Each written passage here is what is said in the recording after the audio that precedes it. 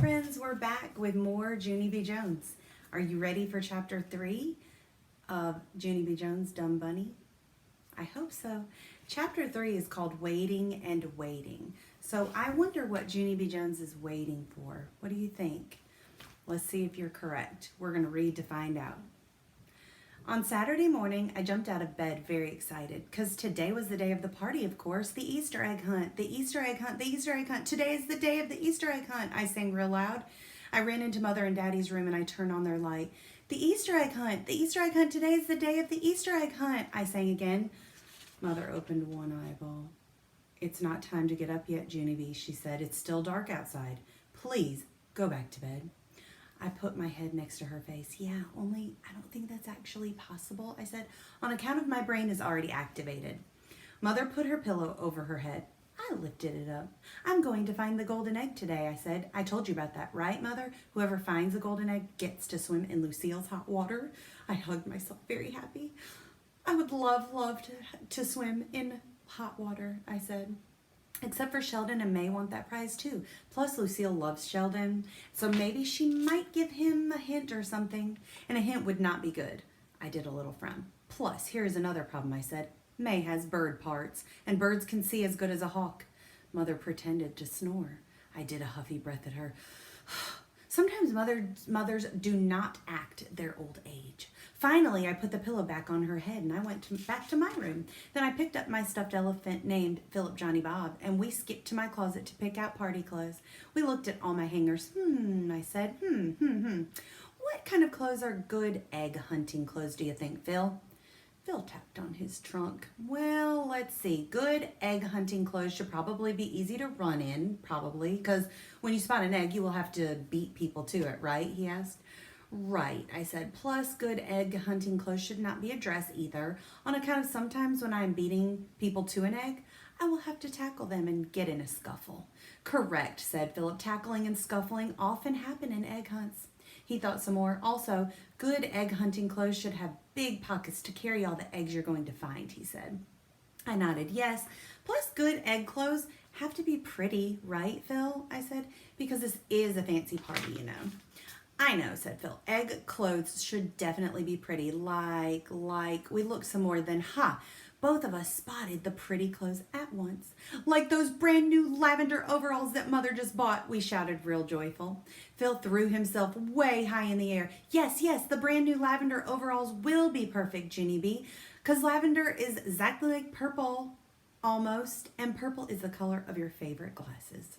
He flung himself in the air again. We are a genius at picking egg clothes, he said. Yes, we are a genius, Philip, I said back. I cannot lose the egg hunt in this perfect outfit. After that, I quick put on my lavender overalls.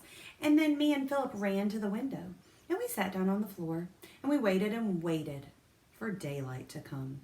The party was supposed to start at lunchtime. There was going to be a picnic before the egg hunt. That information was printed right on Lucille's fancy invitation. I read it to Mother and Daddy at breakfast. A picnic lunch will be served on the grounds before the event, I read. I smiled. I enjoy eating on the ground, I said. Mother laughed. Oh, I don't think you'll be eating on the ground, Junie B., she said. Grounds are what rich people call their lawns and gardens. I got down from the table and looked outside. Do we have grounds? I asked. Mother rolled her eyes and looked at Daddy. Heavens no, Junie B., she said.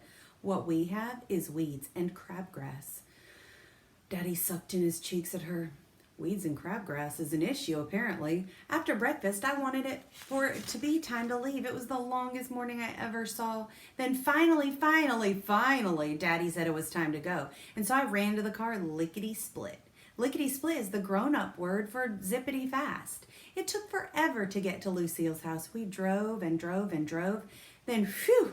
At last, we turned down Lucille's long driveway. Lucille's house, we're finally at Lucille's house, I shouted out. I leaned my nose against the window. Remember when I came here last year, Daddy? I said. Me and my friend Grace spent the night at this place, and I ate dinner and breakfast with her rich, expensive Nana. Then, oh my gosh, I saw her. I saw the rich, expensive Nana. She was standing there with Lucille's mother and Daddy and brother.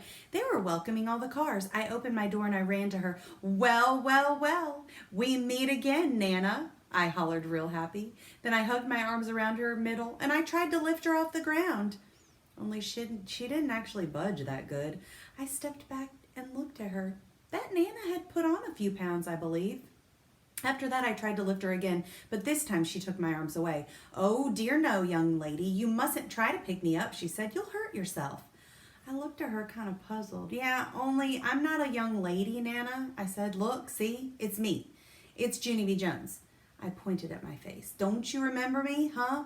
I spent the night here with Lucille and Grace. Remember that, Nana? It was the time of your life," I said. The Nana looked closer at me. Then all of a sudden, drops of sweaty came on her head. "Oh my, oh dear, I remember. Wow," she said. She did a little shiver. "Junie B. Jones, I remember you well." I skipped around her in a circle. "Today is going to be fun, right, Nana?" "Today I am going to find the golden egg." After I skipped, I held out my hand to do a high five, but the Nana didn't actually respond. And so I just swatted at her sleeve, and that's all. Just then another car drove up in the driveway. I turned around and boy, oh boy, it was my good friend named Shirley. Plus after Shirley came Sheldon. And after Sheldon came Roger. And after Roger came Camille and Shamil and Herbert and Jose and Lenny. And then all the rest of the children in room 1 came too. Only wait till you hear this. I didn't see you-know-who.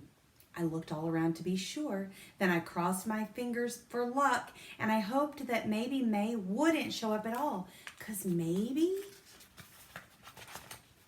she would forget that the party was today, probably. I thought a minute, or else maybe her daddy's car would get 4 flat tires. Or maybe his battery would go dead. Or maybe his muffler would fall off in the middle of the street. I thought some more and did a grin. Or else maybe May was playing in her backyard this morning and she bent over to tie her shoe and floof, she got carried off by a North American barn owl. I bent over and laughed out loud. Now that was a good one. And that's the end of chapter 3. Chapter 4 is called Eggs and Sweaty and Other Stuff. Look for the next video. Thanks for joining me.